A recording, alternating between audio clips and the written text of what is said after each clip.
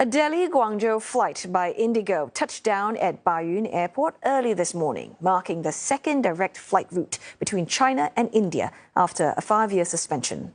Indigo CEO Peter Ibis was on this morning's flight, and he told CNA's Yasmin Yonkers the new services go beyond just a route.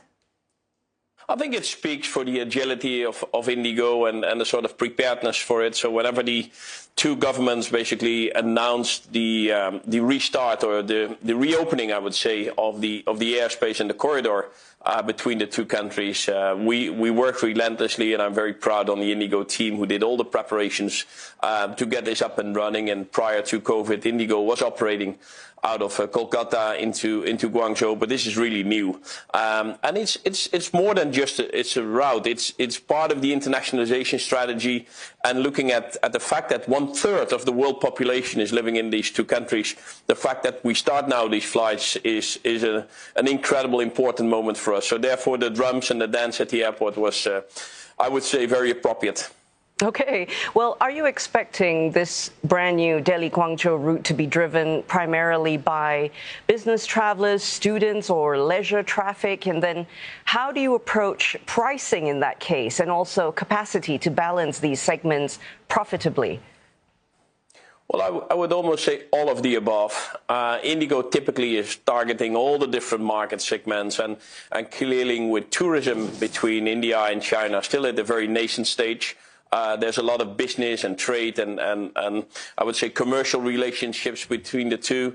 But as the borders will open and as visas will start to flow, the opportunity to further build on that and address the multiple market segments, not only the commercial ones, but indeed perhaps also students and other forms of collaboration and connections between the two countries. I think Indigo has a price point and very much I would say the core of Indigo, offering affordable fares that resonates extremely well. And today morning at the airport, I was talking to a group of Indian customers here in Guangzhou itself, and they were so excited and sort of grateful for the opportunity which is there. All right, and we know that Guangzhou is also a key commercial hub. Are there then plans to expand cargo capabilities alongside these passenger services of yours?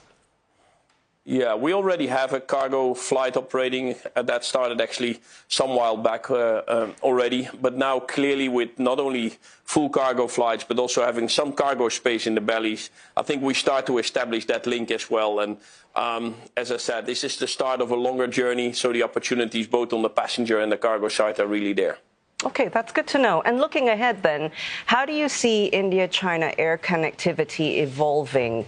Do you have more destinations on the cards? And what challenges or the policy factors could influence your expansion plans?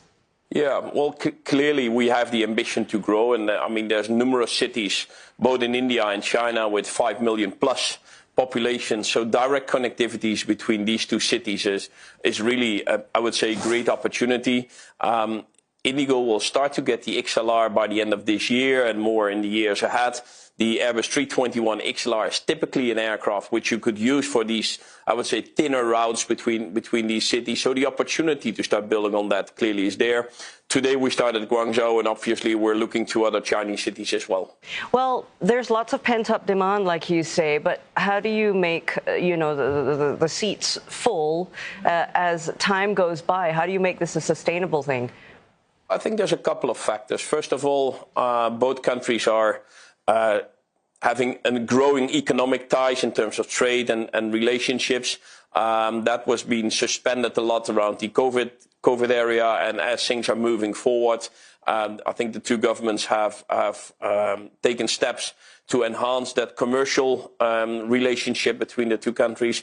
Clearly, that will stimulate demand. And again, looking at the fact that today 1/3 of the world population is living in these two countries, and with the exception of flights to Hong Kong, there was no direct connectivity between India and China. So, even if that double daily flight we have today would multiply a couple of times, then still looking at the population sizes and the economic size of the two countries, China being the second largest economy in the world and India being the fourth largest economy in the world, the fact that the opportunity for direct flight now is there would just stimulate demand and would create a lot of new relationship between the two nations.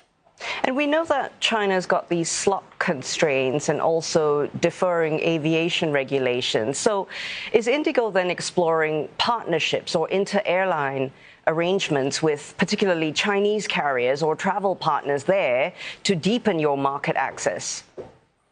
Yeah, thank you for addressing that. Actually, we've signed up today for a commercial partnership with China Southern. China Southern clearly having a very strong position here in Guangzhou itself, but also Beijing, but primarily here in Guangzhou. So we have announced here the partnership, which will allow customers from Indigo to connect on that huge network of China